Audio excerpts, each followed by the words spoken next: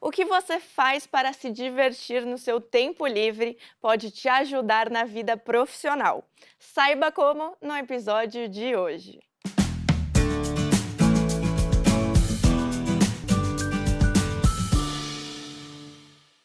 Olá, eu sou a Camila Lourenço e está começando o Lifelong Cast, o podcast do Profissional em Constante Movimento, um programa da ESPM para você se preparar para o futuro do trabalho e dos negócios. Praticar esportes, fazer artesanato, tocar instrumentos musicais, dançar, atuar. O que atividades como essas têm a ver com o mercado de trabalho? Tudo! Seja bem-vindo à era das Mad Skills, ou, em bom português, habilidades fora de série. Para descobrir o real significado desse conceito, eu converso com Adriana Gomes, coordenadora nacional de carreira e mercado da ESPM. Adriana, seja bem-vinda ao Lifelong Cast. Obrigada, Camila. É sempre bom estar aqui com vocês. Muito obrigada. Uma coisa interessante que sempre me despertou curiosidade é quando em processos seletivos as pessoas perguntam sobre o que a gente gosta de fazer. Uhum. O que está por trás dessa pergunta? Na verdade, o que eu tenho percebido é que mais recentemente veio essa moda das Mad Skills, né? Então, a gente fala de soft skills, hard skills e agora veio o tal da Mad Skills. Que é assim, Mad Skills são conhecimentos excepcionais, né? Então, uma pessoa que consiga desenvolver alguma habilidade excepcional que não seja para o trabalho, né? Então, pessoas que desenvolvem habilidades na pintura, na música, no esporte, mas assim, que sejam excepcionais, né? Então, o que se traz para o ambiente de trabalho? Eu acho que todo o conhecimento, toda a experiência que você tem fora do ambiente de trabalho pode contribuir para a vida profissional também. Então, são habilidades que vão sendo desenvolvidas e que podem, de uma forma ou outra, contribuir também com o lado profissional. Por exemplo, criatividade, o trabalho em equipe, quando se pensa em esportes coletivos, foco e atenção, quando você trabalha com alguma arte manual. Então, existem muitos interesses por trás da pergunta, até para saber se a pessoa tem interesse que não seja só o trabalho, né? Porque, eu vou dizer, é muito chato a pessoa que só fala de trabalho, que não tenha nenhum outro interesse na vida a não ser o profissional. Chega na hora do almoço, fala do trabalho. E é só trabalho, então uma pessoa que não enriquece, né, a conversa com interesses diversos que não seja só a questão profissional. Acho que é um alerta também para as pessoas de uma maneira geral, porque assim, o trabalho acaba tomando grande parte da vida das pessoas e acaba sendo o tema central das conversas. E cá entre nós, né, é muito chato uma pessoa que só sabe falar sobre trabalho. Então, fica a dica, né, para quem pegou aí no ar, que é importante desenvolver outros interesses que não sejam só os profissionais. Como a gente falou em outros episódios, autoconhecimento é tudo, né, Adriana? E é interessante que você já explicou sobre as Mad Skills, e então eu queria entender por que que os recrutadores, eles ficam tão de olho nessas habilidades. Por exemplo, você comentou que tudo que a gente aprende, a gente pode utilizar de alguma forma bacana no trabalho. Sim. Então, se, por exemplo, minha atenção não está tão boa assim. E aí eu falo, pô, vou aprender aqui a jogar xadrez. E aí descobri que Uhum, eu sou muito boa nisso. uhum. Esse já é um ponto assim interessante que um recrutador pode analisar e falar assim, pô, essa pessoa aqui joga xadrez, então talvez o raciocínio seja muito bom, concentração. Estratégia, né? Sim, sim. Eu considero que esse é um aspecto importante que o recrutador pode levar em consideração num processo de seleção, Uhum. né? Porque, e aí eu digo que se ele se destaca nessa modalidade, nesse conhecimento, isso é um ponto favorável justamente por conta disso, né? Por conta de desenvolver competências que vão além das competências técnicas profissionais e que podem, eventualmente, e às vezes efetivamente, contribuir indiretamente para o trabalho dele. Então, é muito importante saber quais são, o que que ele faz, quais são os interesses, e ter repertório também, porque eu acho que esse é um ponto importante de saber que a pessoa tem repertório e interesse por outras questões que não sejam só o trabalho em si, Uhum. pura e simplesmente. E pensando agora na prática, como você acha que os hobbies ajudam nessa parte do mundo do trabalho? Foi isso, você já comentou que é muito chato aquela pessoa que ela só quer saber de trabalho. Mas assim, existe um benefício na prática, sim? Olha, eu vejo uma correlação direta, por exemplo, com pessoas que desenvolvam alguma competência, né, com a música, por exemplo. Então, ele vai ter que ter uma escuta mais ativa, parece que não, né? Uhum. Mas ele pode estar desenvolvendo essa habilidade a partir de um hobby. Pessoas que trabalham com arte, com pintura, com cerâmica, podem estar desenvolvendo a resiliência, né, de lidar com materiais diferentes, com o resultado da sua obra. Eu, por exemplo, gosto de aquarela, eu pinto aquarela. E a aquarela está sempre presente no meu dia a dia. E o que que traz a aquarela para mim? Principalmente o lidar com resultados diferentes daquele que eu imagino, né? Porque a tinta acaba reagindo com o papel, dependendo do pigmento, ela vai dar o resultado que ela quer. E como é que eu lido com esse não controle, né? Do resultado que a tinta vai trazer, por exemplo. Também me traz a questão do foco, da atenção, da concentração. Então, são, competências, né, soft skills, que vão sendo trazidas a partir dessas experiências com os hobbies. No esporte coletivo, por exemplo, trabalhar em equipe, né, então saber que você pode contar com aquele parceiro de equipe, traçar o plano estratégico para aquela jogada.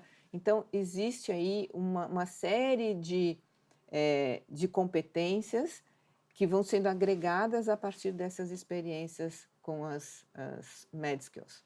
Muito bacana. Isso que você falou da aquarela, às vezes é isso, né, às vezes a gente quer um resultado muito exato de algumas coisas e quando foge do controle a gente então eu acho que lidar com esses imprevistos Uhum. já vai te ajudar, mesmo sendo um lazer, não parecendo que vai ter algo na prática, no trabalho, muito bacana mesmo.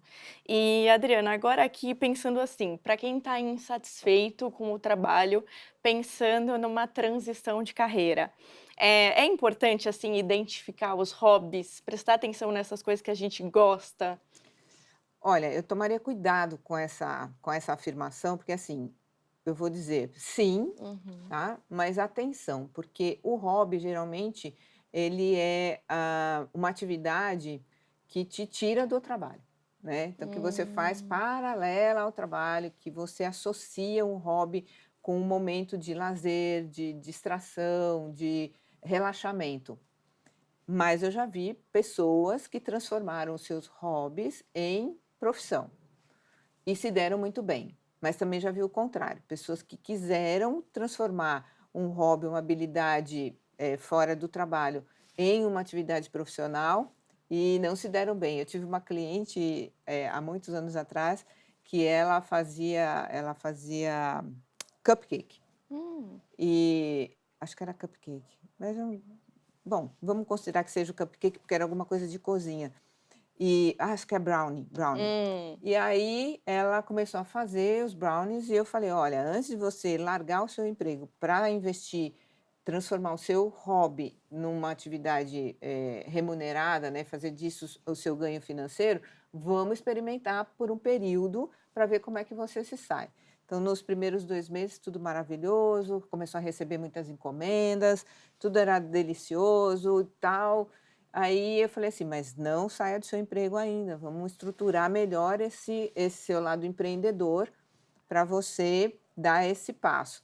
Bem, passaram-se mais 2 meses, fomos fazer o acompanhamento desse plano de ação, perguntei: "E aí, como é que tá?". Ela falou assim: "Não aguento mais cheiro de brownie na minha casa, minha roupa cheirar brownie, meu cabelo cheirar brownie, eu estou enjoada de brownie, não aguento mais". Então, existe uma coisa que é transformar uma coisa que é hobby e que te dá satisfação, de repente você fazer e vender em pequena escala ou fazer para dar de presente é uma coisa. Quando você tem que transformar esse hobby em alguma coisa que tem que dar resultado financeiro para a sua subsistência, isso já transforma completamente. Então, no final das contas, você vai perder o hobby, Uhum. né? E nunca mais comeu brownie na vida Acho dela. que, sei lá, naquela época, por exemplo, eu não queria ver brownie mais de jeito nenhum. Mas essa é a questão. Então, eu vejo pessoas que se deram bem, né, fazendo isso e foram bem-sucedidas. E aí é que elas falam, não há diferença entre fazer um hobby e transformar o hobby no trabalho, porque a satisfação é a mesma. Mas há pessoas que não veem isso de uma boa forma e acabam perdendo o hobby. Então, eu penso que, assim, para algumas pessoas funciona, Uhum. e o hobby pode ser um indicador de alguma atividade que possa vir ser seu pilar de sustentação financeira, mas há pessoas que não. Então, só voltamos ao autoconhecimento, né? Então, vale a pena experimentar, tentar, ver se isso funciona, mas tendo em mente que, assim, nem sempre essa transição é uma transição que é tão bem sucedida quanto possa parecer para quem olha de fora, né? Às vezes é bom você manter o hobby como um escape, né? Exatamente, exatamente. E Adriana, você até fez uma piada sobre isso no começo do nosso programa. Hoje em dia a gente fala muito em soft skills, hard skills, mad skills. Por que você acha que existem hoje tantos termos para se referir às nossas habilidades? E por que essas skills, na verdade, elas já eram valorizadas no passado, assim, pelo mercado? Eu acho que é importante a gente dar nome para as coisas, né? Quando a gente nomina, a gente sabe do que a gente está tratando. Então, quando a gente fala das hard skills, a gente está falando das competências técnicas mesmo. Quando a gente fala das soft skills, a gente está falando das competências de relacionamentos sociais, né? Com relação à comunicação, trabalho em equipe e tudo mais. E quando a gente fala das mad skills, a gente está falando dessas competências excepcionais que extrapolam as questões de trabalho. E eu penso que, assim, não tão valorizadas quanto hoje, tá? Hum. Eu acho que hoje, essa demanda por mad skills, eu até me surpreendi quando recentemente eu vi isso em algumas matérias. Eu falei: "Gente, mais uma invenção", né? Mas é justamente porque os recrutadores e os selecionadores hoje têm interesse em saber um pouco mais sobre aquele indivíduo, né? Sobre aquela pessoa, o que que ela pode agregar além das competências essenciais para o trabalho e que ela tem uma visão que extrapola também as questões do trabalho. Porque, como eu falei no começo, se a pessoa não tem repertório, se ela não tem outro conteúdo para trazer também, acaba sendo uma pessoa que fica mais limitada, né? Então, é importante que a pessoa tenha outros interesses que vão além do trabalho.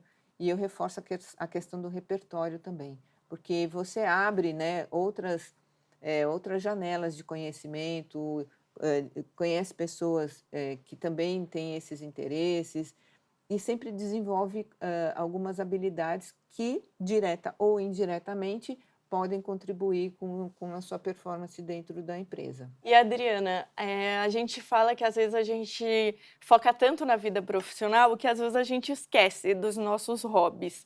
E para quem percebeu, assistindo a nossa conversa, que não sabe se tem um hobby, como que você descreveria o que é um hobby e como a pessoa pode encontrar isso que ela gosta de fazer nas horas vagas? Muito boa pergunta, Camila, porque às vezes a pessoa tem o seu escape e não vê como um hobby porque não é música, não é pintura, não é esporte, e pode ser assistir uma série, por exemplo, é um hobby, né? Ou não vê a leitura como um hobby, é um hobby também. Ou outras pessoas que eu recentemente conversando me fizeram essa pergunta: "Ah, eu não sei, acho que eu não tenho um hobby", e conversando com ela, ela dizia: "Ah, eu me desestresso fazendo bolo em casa". Então, mesmo que não pareça um hobby convencional, Uhum. que às vezes a pessoa pensa que hobby é só um esporte, a música, a pintura, artes em geral, mas não, pode ser alguma coisa que faça você relaxar e te tirar do pensamento, né, do trabalho propriamente dita. Então, fazer um bolo, por exemplo, pode ser percebido como um hobby. Então, eu sugiro que para quem esteja nos ouvindo e nos vendo, que olhe para a sua vida. Se você não acha que você tem algum hobby, você pode descobrir, por exemplo, que você percebe que arrumar a sua casa, arrumar as gavetas da sua casa é que te coloca numa vibe legal. E isso pode ser um hobby. Brincar com o cachorro, com o gato, Pode ser. cultivar plantas. Cultivar plantas, isso pode ser um hobby, te tira daquela sintonia de trabalho e te leva para um lugar que seja mais acolhedor. E veja, quando você cuida de plantas, por exemplo, você está trabalhando resiliência, né? Você vai entender que cada planta precisa de um cuidado diferente da outra. Responsabilidade. E se você olha para as pessoas, você vai poder fazer essa analogia de que cada pessoa precisa de cuidados diferentes. Então, veja, acho que assim, é olhar com atenção a sua vida, identificar aquilo que você faz que não está relacionado com o trabalho e que pode te dar satisfação e você identificar isso como um hobby. Muito bacana. Adriana, nosso papo, como sempre, agregou demais. Te agradeço muito por ter Imagina. participado aqui hoje Imagina, cara. e já ter contado aqui para o pessoal sobre como esses hobbies é importante a gente investir neles Sim. e que vai agregar para todo mundo. Para a saúde mental também. Eu acredito muito que assim ter uma atividade que te tira o pensamento do trabalho em si pode ser um escape também para a sua saúde mental. Então, E que as empresas valorizam muito É, hoje em dia, né? exatamente. Obrigada, Cá. Obrigada, Muito Adriana. Até obrigada. a próxima. Até. Espero que você tenha gostado do episódio de hoje. Não se esqueça de seguir o Lifelong Cast na sua plataforma de streaming favorita e avaliar o programa. Obrigada e até o próximo.